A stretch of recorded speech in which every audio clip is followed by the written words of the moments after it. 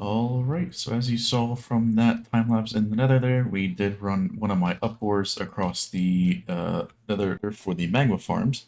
So, yeah, so you may have known we haven't really finished this whole area off, mainly because we couldn't have a system that handled the amount of magma cubes that were coming through with that Y0 farm once we broke the bedrock above that farm itself. So we haven't touched it since then because we haven't really come up with a system that would be able to theoretically handle all those magma cubes without the server crashing in the first, 30 seconds or so. So we think we have something that is going to work now.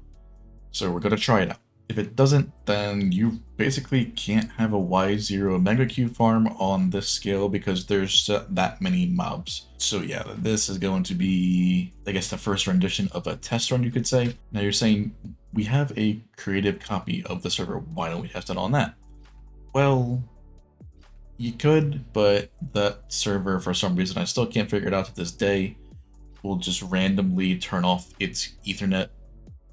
So like anything for internet at all, if it gets overloaded, and it's only if the Ethernet itself gets overloaded.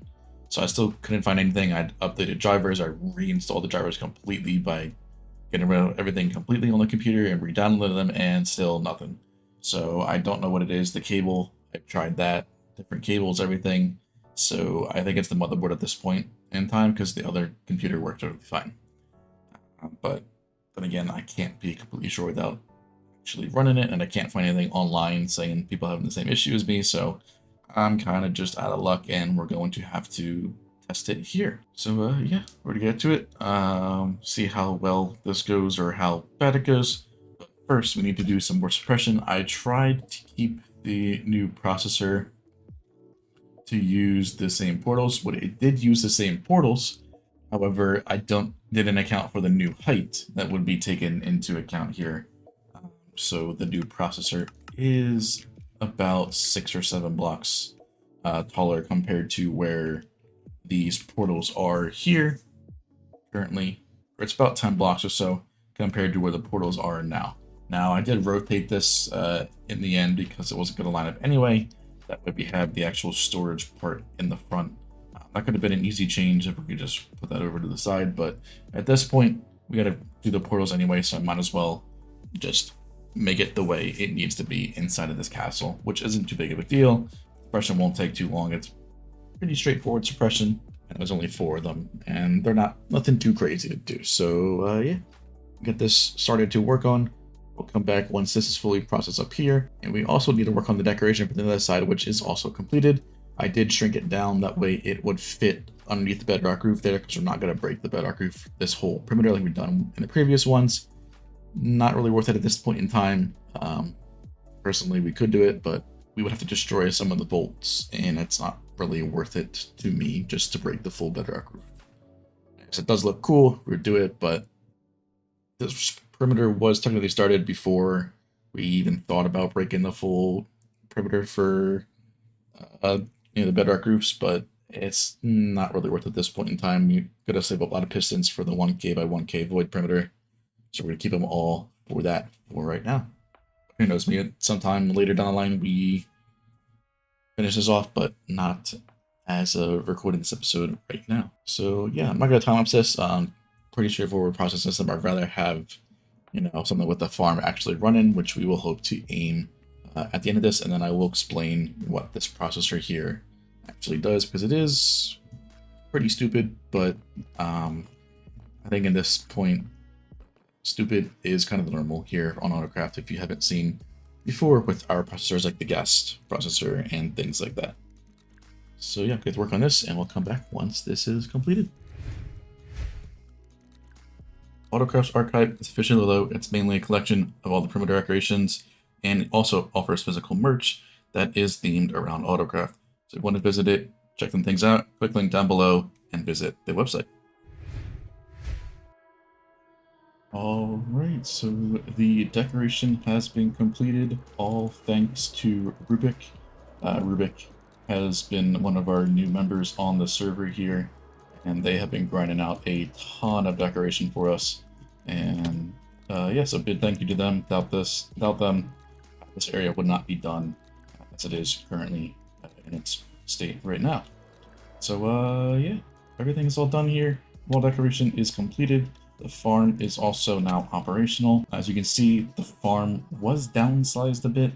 If we have any more than one chunk, the server seems to lag, and I don't know why. Because there's no collisions, nothing like that. That should be hogging the CPU up, but whatever reason, magma cubes are pretty laggy, and it doesn't make much sense to me, but they are. But yeah, this is still at least the fastest survival farm that I've seen so far with this. But yeah, we'll get this to start running, but I wanted to show off the decoration here. Yes, it is a bit much, but this was a decoration that I technically designed around about a year ago at this point, but we just never got around to finishing it because the farm wasn't operational in a sense. We couldn't really do anything. So it didn't make sense to finish the decoration off if the farm wasn't working because we couldn't really do anything with it anyways. But yeah, everything's all good here. I'm thinking just to leave this area open because we already broke all the bedrock for this, the 2x2 chunk area. So just leaving it open and having it like this kind of looks pretty decent and it just blends in. You can actually see the void in a sense, not just the bedrock around it. But yeah, decoration's all done. It is a little bit chaotic because there's so many different pillars. I think it kind of works because that fits the theme in a sense for the magma cubes. But like I said, I think it still fits quite well. With the basalt delta, which I try to use in there as well, and I probably would change the center concrete powder area to something different if I didn't have this designed, like I said, a year ago. We just never got around to building it. But yeah, this area is all done, which of course is the main goal now. We can actually knock it off the list and not have to worry about this anymore. But yeah. Alright, but yeah, now it's time actually, we're going to get the farm operational now, so I'm going to go turn the nether mob switch off, and I'm going to put a bot in the overworld here, that way we can get this operational and see it in action. But yeah, this is the processing chamber that's all built up, like I said, you guys saw in the previous clip there. But yeah, everything's all here, all ready to go. The portals are also now in their correct position. Like I said, I didn't take into account the height it would be off the ground because of the storage underneath is a bit different in height, so I didn't calculate that correctly. So if I did that, we wouldn't have to move it. But yeah, so we'll show this area off. I'll explain everything, how it's working, and why we did some stupid stuff like this up top, compared to if we could have just made it a lot easier just on top right here instead of having to go all the way up. But like I said, it's kind of stupid. But it's a funny stupid because it still works the same if you were to have it down at the bottom a little bit further. You actually wouldn't need the down excel anyways, but just to have it like an extra cool factor, we did the down excel. It's something that you would usually see with this sort of farm, especially magma cubes. Kind of like, remember how we did the ghast, where we down excelled the ghast instead of just having like a player with the armor stand. We kind of down excelled them and then used TNT looting on them just to add another something that you wouldn't really see. But yeah, I'll put a player here, turn the farm on, and then we'll be right back. Alright, getting back from turning the mob switch off, you can see we have the, basically that line presents as 0. So once I get down there and put a bot, we should see everything start to spawn. There we go.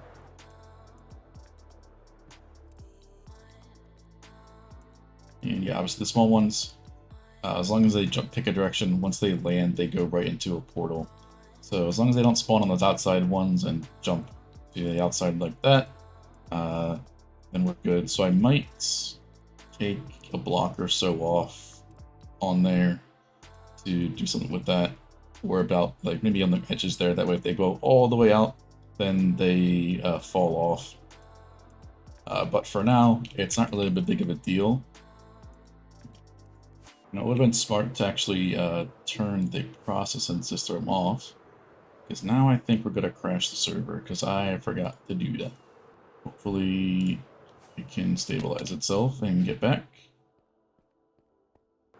Alright, I was able to get through a portal and despawn all the mobs, so before we put myself down there, I got rid of the player in the overworld, of course, that way we could go to the overworld anywhere else and the mobs would despawn immediately. So what I'm going to do first is I'm actually going to turn the processing system on, and then we can see how it works, because otherwise, yeah, you saw the server got shut up to 200 ms. We should be under 30 with the farm running. But yeah, I should just lower my sounds because the TNT is really, really loud. So yeah, we'll put the player up here, and then we'll activate the TNT. So they're all 6 game ticks apart, so it's 4 TNT it's 4 TNT every 24 game ticks. So it's really close to a second, but it's not exactly. But yeah, so now that the farm's on, all we need to do is put someone here, and we actually should not jump to 200 MSBT this time. Like I said, we might do something around here, but I really don't see an issue with it because the mob cap, because the magmas go into it, we're never going to get close to 70 mobs, even with the little small guys jumping out on the edges, because they will despawn eventually. And it's only one chunk, so it's not going to even get close to the mob cap. So I'm going to spawn a player here now. That way we can go see the processing chamber. So yeah, even with just the one chunk here, you can see that for whatever reason, it is really, the game struggles with this magma cubes here. There's maybe, if you don't count them as the small ones, there's maybe about 100 big slimes here at any given point in time. So it's not that many mobs, and the server struggles with it. We could run the slime farm, which is the same rough concept of this, and barely go above 15 ms. So whatever reason, magma cubes in 117 are not really optimized at all for whatever reason, because you have a lot of them. It says even that many of them. It does not like it at all. And it's not even because the floor is moving back and forth that fast. I couldn't even tell you, because if I slowed this down to, let's say, 8 game ticks, instead of the current 4 game ticks, it wouldn't make a difference, because that's not what's causing lag. We've tested this out before, and these magma cubes, the big guys right here, are causing a lot of lag, and it's sort of unknown to me as to why the reason of that is. But yeah, it's really satisfying to watch, especially if we have off the dead entity rendering. So what happens is they immediately just go right into the magma cubes, or magma cream. Of course, the only way you really get magma cream here is the big guys and the medium guys. The small guys give you nothing with magma cubes. It's the complete opposite as slimes. So obviously with the slime ones, you get the most from the small ones. With the magma cubes, you get the most from the medium ones, and you get nothing from the small guys. So it's only when you kill either the big guys to the medium guys, or the medium guys to the small one, is where you actually get the magma cream. But with this, we actually are getting around, without looting, mind you, this is without TNT looting, we get around 50,000 magma cream an hour, which is absolutely plenty, because we ran this for quite a while here, and we have about 400,000 magma cream from this farm, and we've only ran it over one night. And I think it'll be plenty what we need right now, because that's 100,000 magma blocks if we were to craft it into that. Of course, which we can do with these ones over here. These are really old crafters, so I don't think I'll probably use these ever. They're pretty old and kind of slow. They're not the slowest thing, also not the fastest thing to use, but they're also an outdated design, and there are definitely faster ones and smaller ones than that, of course. But yeah, farm is actually working quite well. Like I said, it could be made probably about 2 chunks. If you wanted to do a 2x1 chunk area for this, you could definitely do that. But yeah, like I said, I don't think it's really worth it. I think the 1 chunk just looks better in our use case because we centered the perimeter around that 1 chunk. So to me, it kind of looks the best as of right now. We could have maybe done more and get a faster farm, but I kind of prioritized, the looks a little bit more than the farm. But yeah, so what we're having up here, to explain the system, what's going on here, if you haven't really caught on to it right now, we have 4 TNT Dupin modules up here. Now, the reason why we're using TNT is because it does the most damage to the mobs. But because it's not making any blocks, we need to do that there. We're dropping it onto this enchantment table here. It's landing right on top of that enchantment table, which nullifies the break-in blocks that the TNT does. Has the same effect as the water does, but it's not going to spread anywhere, and it won't interfere with the magma cubes. So we lose a little bit if they land on top of that enchantment table there, and he drops, but honestly, it doesn't really matter at that point, because we're already getting over above 50,000 magma cream an hour with this design. And yeah, so we just down excel the TNT here, just to make it look a little bit more, I guess, coolness factor. You can see the TNT drops a lot faster than it would normally. It's getting down excelled by that slime block right there.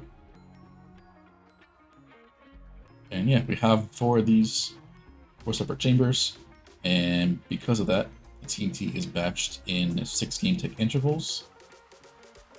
For a 24 game tick interval, this clock right here is 24 game ticks to actually activate the duper. And that gives the items enough time to be able to fall down into the water stream down there without being blown up. Which of course is obviously the main goal of this area, is to actually collect the drops.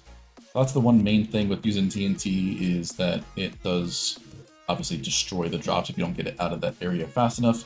Once it hits this blue ice down here, it is out of the range, so we don't need it. We can actually have another TNT explode at that point in time, which is why it's a 24 game tick cycle for that. Yeah, we activate these guys 4 game ticks apart, or 6 game ticks apart. That way we have a TNT every 6 game tick in a sense. That way we can kill the most amount of magma cubes the fastest. And we're not batching them all at once. Because with this divider right here, we are not losing out on any drops from corresponding slices here. That means that everything is collected as well. So yeah, that's basically everything that's happening here. And then obviously it gets this funneled down into a water stream where it's compacted into a shulker box loader here. This is a 6x shulker box loader, I do believe. Nope, I am incorrect. This is a 8x shulker box loader. So this is being loaded at 8x hopper speed. So 72,000 items an hour this input can handle. Like I said, we don't even get close to that. Mainly just have 2 of these here just to keep up if anything is overflowed. And you can see this one has done a pretty good amount of boxes for just being overflow, because it's obviously relying on the stacks being there, but as you can see here, it's not. They aren't all stacked up, so because the hopper cooldown of 8 game ticks, it could extend over to that, which is why we have the extra loader here, just to make sure we collect everything. But yeah, the farm is all operational, which is all we care about, and we can stockpile on a bunch of magma blocks if we need to do so for some decoration, which we very well might have to do with some of the future project we plan to do. So yeah, this project has been started quite a while ago. If you look on on the channel playlist for AutoCraft, we actually created this area firstly, which was figuring out the area in the Basalt Delta, which I would never, ever do again, because it was one of the worst places to do a perimeter.